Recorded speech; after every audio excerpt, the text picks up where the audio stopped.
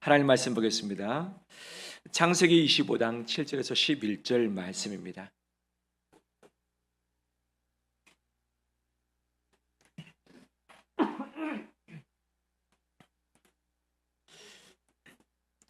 창세기 25장 7절에서 11절 말씀 한 절씩 교독하겠습니다.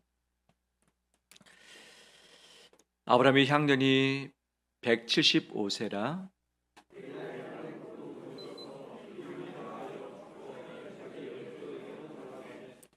그의 아들들인 이삭과 이스마엘이 그를 마므레 앞 헷 족속 수알의 아들 에브론의 밭에 있는 막벨라 굴에 장사였으니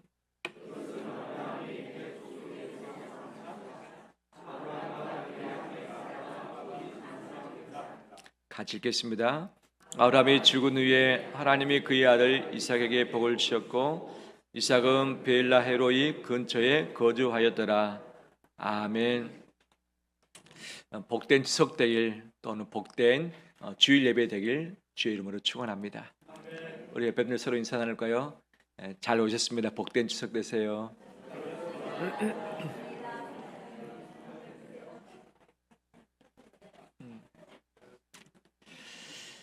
가족은 참으로 소중합니다.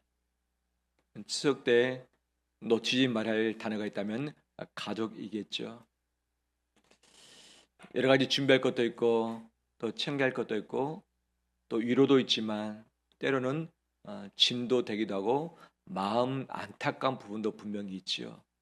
이 모든 것을 은혜로 다 덮어버리고 주님이 허락하신 복된 추석들을 간절히 소망합니다. 악한 것 틈타지 아니하도록 우리 마음이 해이해지지 않도록 영적으로 기도하면서 내가 복을 주는 자로서 은혜를 끼치는 자로서 이번 추석 때 섬기길 바랍니다.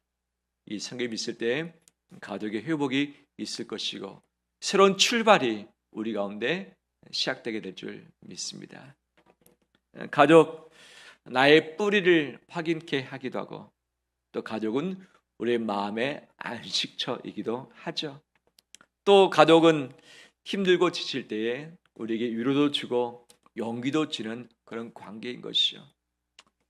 반대로 가족 때문에 마음 상하고 가족 때문에 돈 잃고 가족 때문에 인생이 망가진 케이스가 왜 없겠습니까? 그럴지라도 가족을 통해서 주시는 그 은혜와 이 은총이 훨씬 더 크다는 것을 기억하면서 그늘보다는 이 양지의 밝음을 보면서 이번 추석의 모든 기간이 은혜로 다 도배되어지길 간절히 소망합니다.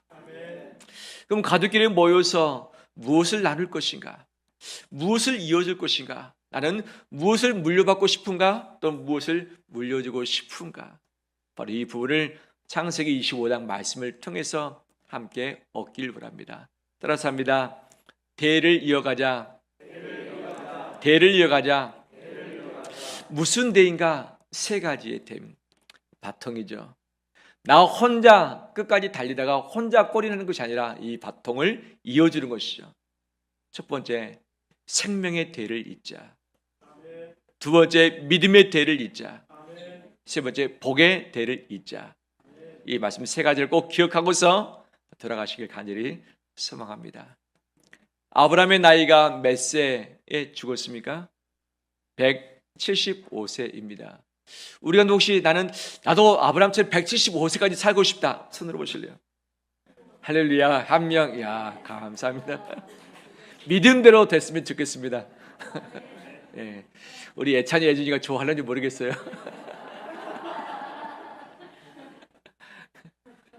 예, 나는 100세까지는 괜찮겠다. 감사합니다. 나는 지금이 좋다. 아이고, 175세 결국 짧은 인생이 아니죠. 그가 갈대아 우르에서 태어났었고 아버지, 형제가들과 함께 제2의 고향 메소포타미아 하란으로 이주를 했습니다. 근데 그곳에서 온 가족이 가나안까지 오지 못했어요. 아브라함과 그의 아내 사라와 조카 롯 함께 자기 식구 종들 데리고서 이제 가나안으로 왔던 것이죠. 그때 나이가 몇 세였습니까? 75세였습니다. 75세 때 하나님의 약속을 받았습니다. 무슨 약속? 너에게 아들을 줄 것이고 그 아들이 큰 민족을 이루게 하겠다. 너뿐 아니라 너 자손에게 복을 주겠다. 이 가나안 땅도 너에게 선물로 주겠다라고 약속을 하셨습니다. 그 약속의 말씀이 속히 응답이 되지 않았죠. 중간에 자기 종인 하갈을 첩으로 맞이했습니다. 그리고 아들을 낳았는데 그 아들의 이름이 무엇입니까? 이스마엘이었죠. 하지만 이 안에서 갈등이 참 많이 있었습니다. 왜? 번처했던 사라와의 갈등, 또 이 이삭과의 갈등, 이 아브라함 마음 안의 갈등, 결국 어떻게 되는가?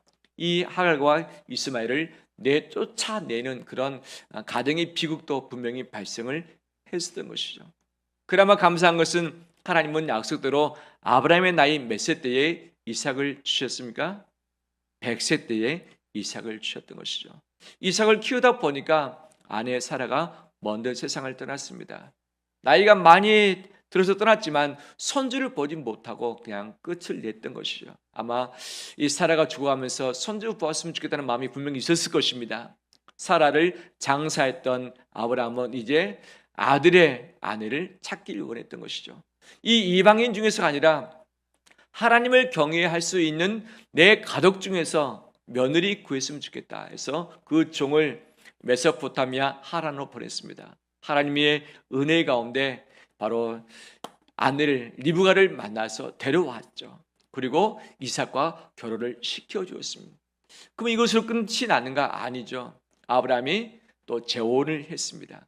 재혼을 통해서 또 다른 자녀를 낳았던 것이죠. 그의 나이가 다 들어서 175세가 됐습니다. 이제 하나님의 부르심을 받게 되었습니다. 아브라함의 인생이 다 끝이 난 것이죠. 어떻게 보면 아브라함이 나그네로서의 삶을 살았는데 쉬운 삶은 아니었습니다. 하지만 나그네의 삶을 살았던 아브라함이 좀 불행한 사람이었는가? 아니었죠. 그는 복된 인생이었습니다. 아브라함을 총평하라고 한다면 무엇으로 아브라함에게 별명을 지어주면 좋겠는가? 아브라함의 별명이 무엇입니까? 믿음의 조상. 믿음의 조상. 믿음 가운데 순종해서 75세 때에 하나님께서 보이신 가나안 땅으로 왔었고 175세 가나안 땅에 어디 몇 년 만에 죽었습니까? 75세에 왔고 175세 죽었으니까 100년 동안 가나안 땅에 거했던 것이죠. 믿음으로 시작했습니다. 중간에 믿음이 부족해서 우여곡절이 있었지만 마지막까지 믿음을 지켰던 자가 아브라함이었고 아브라함은 성경에서 지금까지도 믿음의 조상으로 우리에게 귀감이 되어지고 있습니다. 우리 집안에서도 믿음의 조상처럼 귀감이 되어지는 역사 있길 간절히 소망합니다. 우리 모두는 아브라함처럼 이 세상을 떠날 것입니다. 하지만 떠나면서 무엇을 남길 수 있을 것인가? 나는 부모님에게 무엇을 이어받을 수 있겠는가? 이 모든 것의 첫 출발은 생명인 줄 믿습니다. 생명, 이 생명이 우리의 전부인 것이죠. 하나님이 세상을 창조하실 때에 어떤 목적을 가지고 세상을 창조하셨을까? 하나님은 사람을 만드시면서 어떤 마음을 가지고 사람을 빚으셨을까? 이 창세기 1장 26절 말씀 보면 생육하고 번성하여 땅에 어떻게 하라? 충만하라. 이 땅을 다스리라 말씀을 하셨던 것이죠. 사람을 만드시고 그 코에 무엇을 불어넣으셨습니까?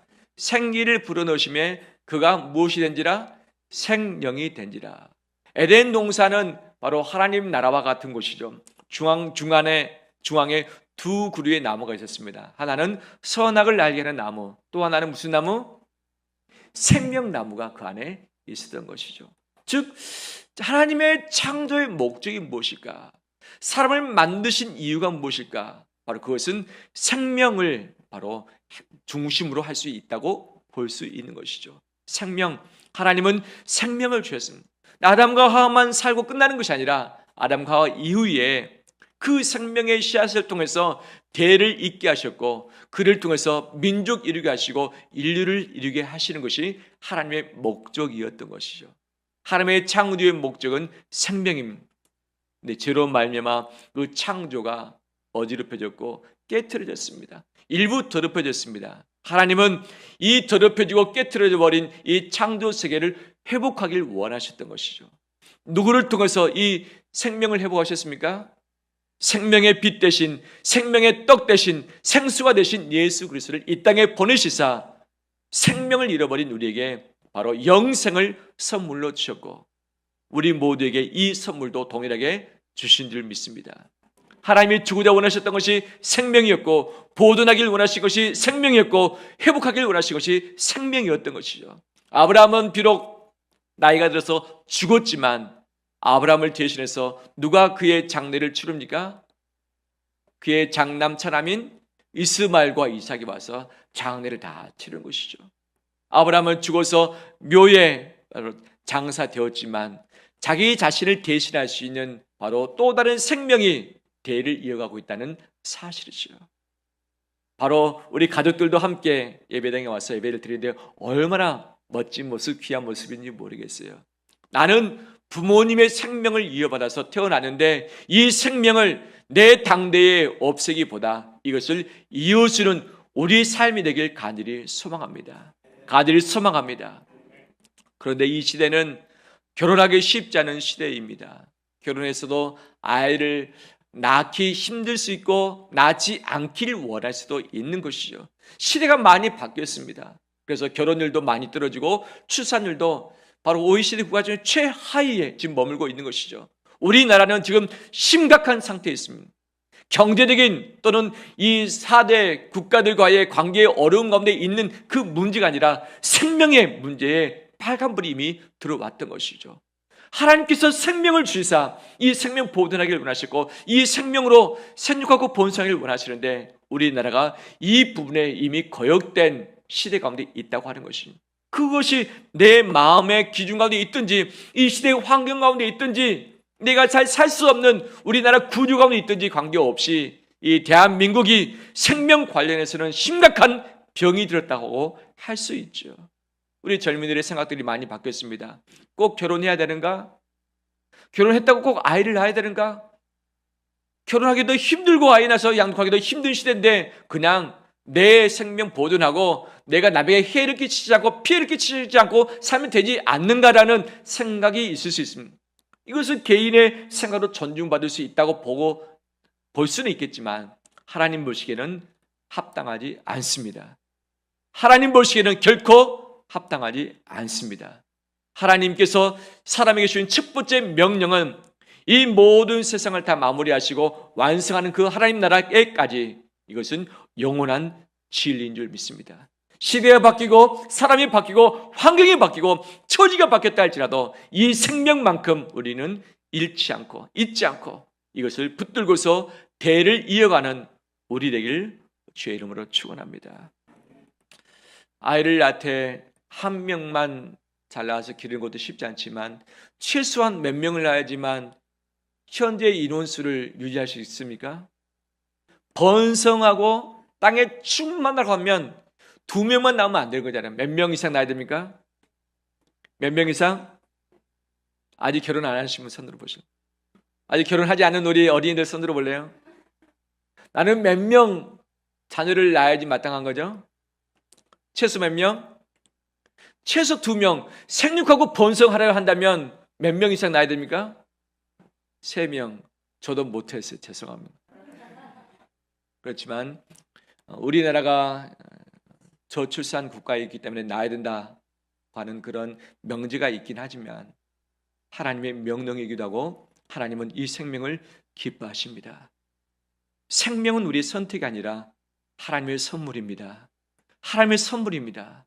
바로 결혼하는 것, 생명을 낳는 것은 하나님의 기쁨이 되는 것이고 부모의 소중함을 이어가는 첫 번째 걸음임을 믿습니다. 따라서 합니다. 생명의 대를 잇자. 생명의 대를 잇자. 아멘. 두 번째, 믿음의 대를 잇기를 원합니다. 아브라함은 죽었습니다. 그가 거부였습니다. 당시 엄청난 거부. 종들이 몇 명이었는가? 정확하게 파악된 것만 해도 300명이 넘습니다. 몇 명? 남자 종들만 300명이 넘어요. 여종들 포함하면 몇 명? 500명이 넘는 자기 집안 식구들이 있어요. 그것뿐이겠습니까? 바로 이 여러 가지 가축들 많이 있죠. 근데 그가 땅은 바로 이 무덤 하나밖에 없습니다. 땅은 없지만 많은 재물이 있었고 금은 보화가 있었던 것이죠. 다 누구 차지가 됩니까? 누구 차지가 됐죠? 자기 자식들의 차지가 됐죠. 이미 죽기 전에 재혼을 위해서 여러 자식들을 낳았습니다. 그 자식들에게 한 몫씩 다 떼가지고 미리 다 독립시켰어요. 마지막 모든 재산은 누구에게? 이삭에게 남겼어요. 근데 아브라함은 죽으면서 이삭에게 이 재산 다 물려줬으니 내 일은 끝났다라고 생각했을까? 아니죠. 재산은 일부인 것이죠. 아브라함은 믿음의 조상으로서 그의 아들에게 무엇을 남기길 간절히 바랬을까요? 믿음이었던 거죠. 따라서 합니다. 믿음. 이 믿음을 우리도 이어받길 간절히 소망합니다. 이 아브라함의 믿음, 75세 때 이미 부르심을 받아서 이 죽을 그가 175세까지 지켰습니다. 키웠습니다. 이 믿음을 자식에게 주었던 것이죠. 이 믿음인 자의 특징이 무엇인가? 하나님을 경외하고 그분을 섬기는 것이죠. 하나님을 경외하고 그분만을 섬기는 것, 우상 섬기지 않고 하나님이 멀어지지 않는 것, 하나님과 동행하는 것, 하나님과 가까워지는 것이 그 믿음인데, 아브라함이 이 삶을 마지막까지 살았고 이 삶을 이삭에게 전수했고 이삭은 누구에게? 야곱에게 전수를 했던 것이죠. 그러면 아브라함이 살았을 때 야곱이 없었는가? 야곱이 어렸을 때 누구를 보고 자랐을까요? 할아버지 아브라함이 있었어요. 믿음의 조상을 지켜봤던 야곱, 분명 그 할아버지의 신앙을 함께 볼 수 있었던 것이고 이것을 전수받을 수 있었던 것이죠. 따라서 합니다. 믿음의 대를 잇자. 믿음의 대를 잇자. 그러면 언제 이 믿음이 이삭에게 싹 심겨졌을까? 이 믿음의 셋이 언제 이삭의 마음밭에 뿌려졌을까? 이삭의 전 생애를 봤을 때 명확한 사건 하나가 있었습니다. 명확한 사건 무엇인가? 아버지가 자기를 데리고 모래산에 올라가서 나무를 준비해놓고 번제단 위에 그를 앉혀놓고 그를 줄로 묶고 있습니다. 그리고 그를 죽이려고 했습니다. 불태워서 제사로 드리려고. 이때 이삭의 마음이 어땠을까요? 깜짝 놀랐을 것입니다. 하나님이 제물을 준비하신다고 아버지 그랬는데 아버지가 자기 자신을 제물로 불태워서 죽이려고 하는 거예요. 어떻게 합니까? 큰 충격을 받았을 것이고 마음에 상처도 받았을 것이고 아버지 내가 그런 분으로 안 봤는데 아버지가 나를 사랑하는 자로 봤는데 아버지가 나의 전부이고 나도 아버지의 전부이고 선물인데 아버지가 왜 이럴 수 있겠는가라고 하는 그런 의구심과 오해가 분명히 발생했겠죠.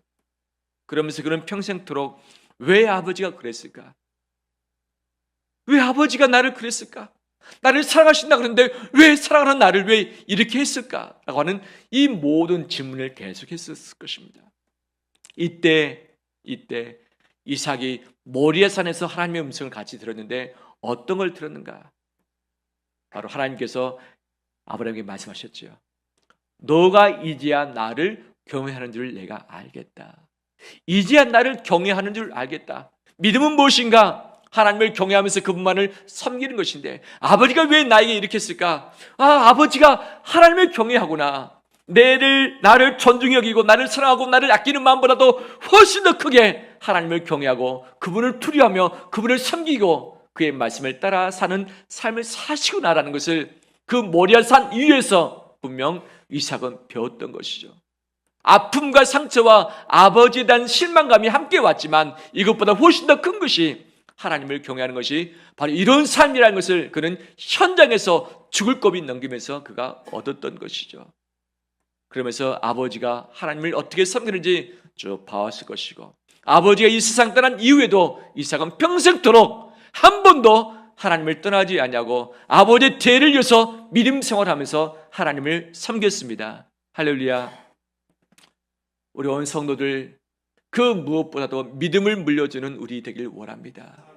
믿음을 물려주는 것은 다른 것이 아니라 현장에서 내가 자식보다도 하나님을 더 경외하고 하나님을 더 사랑하는 줄을 보여주는 것이죠. 네가 어떻게 하나님을 섬기는지 어떻게 예배하는지 어떤 삶을 구별된 삶을 살는지 이것을 보여줄 때에 우리의 자녀들이, 자손들이 보고서 믿음의 대를 이어가게 될 줄 믿습니다. 우리의 자녀된 자들 역시 부모에게 무엇을 기댈 수 있을 것인가? 분명 남겨진 재산의 일부가 있을 것입니다. 빚을 남겨진 부모도 있을 수 있는 것이죠. 바로 이 돈과 관련된 상속을 전부라 생각하지 말고 우리 믿음을 이어받아서 어머니보다도 아버지보다도 훨씬 더 고귀한 이 믿음을 갖고 가는 우리 삶 되길 주의 이름으로 축원합니다. 마지막 세 번째입니다. 따라서 합니다. 복의 대를 잇자. 복의 대를 잇자. 아멘. 생육하고 번성하라는 것은 1장에서 하나님이 아담과 하와에게 주셨던 명령이었습니다. 이 명령 또 언제 하시는가? 세상을 홍수로 심판하시고 나서 살아남아있는 노아와 그 가족에게 똑같이 말씀하신 것이죠. 생육하고 번성하여 땅에 충만하라. 누구한테 또 말씀하신가? 아브라함에게 말씀하셨습니다. 이 똑같은 말씀을 누구한테? 이삭에게 하셨습니다. 이 똑같은 말씀을 누구에게? 야곱에게 하셨습니다. 이 똑같은 말씀을 또 누구에게?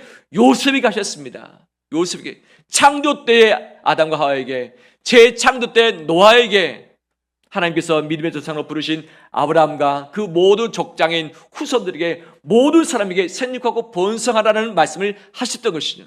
근데 이 단어 앞에 미리 수식된 단어가 있어요. 그들에게 무엇을 주시며 이르시되 생육하고 번성하라.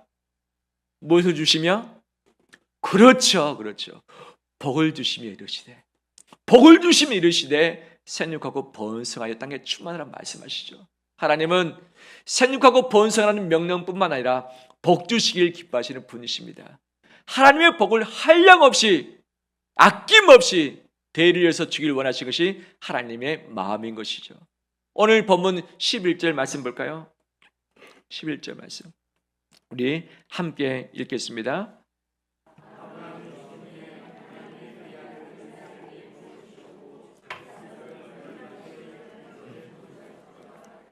아멘. 누구에게 복을 주셨습니까? 아들 이삭에게 복을 주셨다 말씀하고 있는데, 우리 성도님들 나뿐 아니라 우리 자녀들 가운데, 손주들 가운데도 하나님의 복 주시길 원합니다. 하나님의 복 주시길 간절히 원합니다. 복의 대를 잇길 원합니다. 이미 아브라함은 복을 엄청 받았습니다. 이미 주께서 살아 생전에 그에게 수도 없이 많이 복 주겠다고 약속하셨는데 이것을 다 이루셨고, 이제 이삭에게도 복을 주시고 야곱에게도 요셉에게도 복을 주셨던 분이 하나님이신데, 복 주시길 원하시는 이 모든 복의 대를 이어가는 우리 되길 주의 이름으로 축원합니다. 하나님의 복은 한도 끝도 없습니다. 하늘에 커다란 복의 창고가 있죠. 그 창고문을 열면 하나님께서 예비하신 수많은 복과 은혜가 있는 줄 믿습니다. 그러면 그 창고문을 어떻게 열 수 있겠는가? 그 창고문을 여는 열쇠가 무엇인가? 몇 가지가 성경에 있어요. 하지만 가장 핵심적인 것은 무엇인가?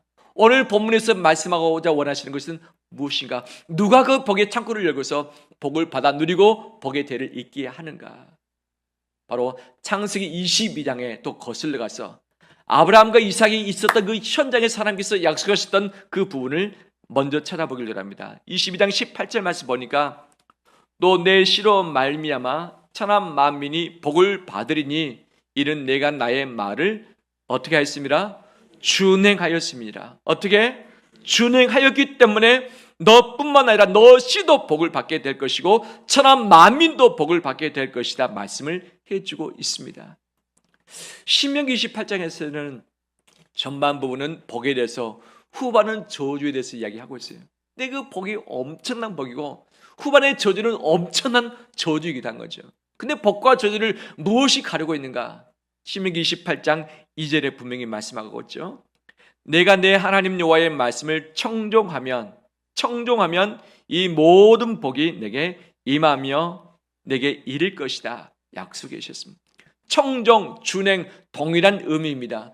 듣고 지키는 것, 지키고서 행하는 것, 이것을 행하는 자에게 하나님은 예비하신 복을 쏟아부어 주겠다고 말씀해 주고 있습니다.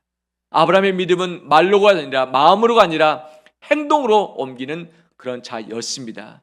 그의 믿음이 지금도 살아있고 우리에게 본이 되어 주고 있는 것이 있듯이 우리 역시 행함으로 말미암아 주의 복을 얻길 원합니다. 순종함으로 복을 얻길 간절히 소망합니다. 우리 자녀된 자로서 부모의 말씀에 순종하길 원합니다. 순종하길 원합니다. 나는 아직 20세 미만이다. 손 들어볼래요? 우리 자녀들. 나는 아직 20세 미만이다. 자, 내게 복이 필요한가 필요치 않는가 잘 모르는 분도 있을 거예요. 근데 정말 하나님이 주신 복은 놀랍습니다. 이 복이 20대 이하의 자녀들 가운데 있길 간절히 원해요. 누구에게 이 복이 많은가? 부모의 말씀에 순종해야 돼요. 누구의 말씀에? 부모의 말씀에 순종해요. 순종이 무엇인가? 나하고 뜻이 안 맞아요. 내 마음이 별로예요. 이해가 할 수 없어요. 그렇지만 그럼에도 불구하고 그 말에 따라주는 것이 순종인 것이. 부모뿐일까요? 아니죠. 하나님의 말씀이 이 시대에 맞는 것 같고 하나님의 말씀이 정말 믿어지지 않는 것 같은데 그 믿어지지 않는 이해할 수 없는 그 말씀을 행함으로 내게 불편함이 있을 수 있는 그것을 내가 순종하는 것, 행동으로 옮겨내는 것이 진정한 순종, 믿음이라 할 수 있는 것이죠. 이해할 수 없어도 믿는 것, 내가 행할 수 없는 상황에서도 그것을 행하려고 애를 쓰는 것이 순종인데 그 순종하는 자에게 하나님이 복을 주십니다. 순종하는 자에게 하나님이 복을 주십니다. 이 복이 나와 내 온 가문 가운데 가득하길 주의 이름으로 축원합니다. 대를 위해서 복을 받을 뿐 아니라 대를 위해서 하나님을 섬기는 우리 가문 되길 원합니다. 이번에 새세면 축제 119의 표가 무엇입니까? 주께로 교회로 가까이 오는 것. 주께로 가까이 오는 것이 내게 복이다라고 시편 73편은 말씀하시고 교회로 가까이 오는 것이 신앙의 회복이 되어지는 것이고 이 복이 1:1 관계뿐 아니라 공동체를 통해서 가족을 통해서 분명히 임하는 것을 보게 되어지는데 우리 가문이 생명의 바통을 이어가고 믿음의 바통을 이어가고 복의 바통을 이어가길 간절히 소망합니다. 저희 개인적인 바람도 있습니다. 무엇인가? 대를 위해서 하나님을 섬길 뿐 아니라 대를 위해서 교회를 섬기길 원합니다. 대를 위해서 교회를 섬기길 원합니다. 우리 교회가 설립된 지 몇 년 됐습니까? 올해로 18년이 됐습니다. 이제 청년의 시기에 이미 들어선 것이죠. 대를 이을 때가 이미 지났던 것이죠. 내 자신뿐 아니라 내 자녀가 교회를 섬기고 우리 선주가 같은 교회 공동체를 섬기는 이런 귀한 아름다운 열매가 맺어지길 간절히 원합니다. 제가 이전에 오랫동안 사역했던 교회들이 있어요. 몇 개인데 그 교회들이 제가 있을 때만 해도 이미 100년이 넘어간 교회들. 근데 참 아름다운 광경들이 있어요. 뭐냐? 3대 4대가 같은 교회 출석하면서 교회를 섬기는 것이 얼마나 멋진지. 근데 같은 교회에 3대 4대가 있으면 불편한 것이 있어요, 없어요? 있죠. 부모님이 나를 보고 있고 할머니, 할아버지 나를 보고 있고 잔소리하기 십상이잖아요. 없는 곳에서 자유롭게 하고 싶은데 신앙의 자유를 가지고 싶은데 하지만 나를 불편하게 할 수 있는 그것이 안전장치라는 사실을 잊지 않길 바랍니다. 얼마나 복된 일인지.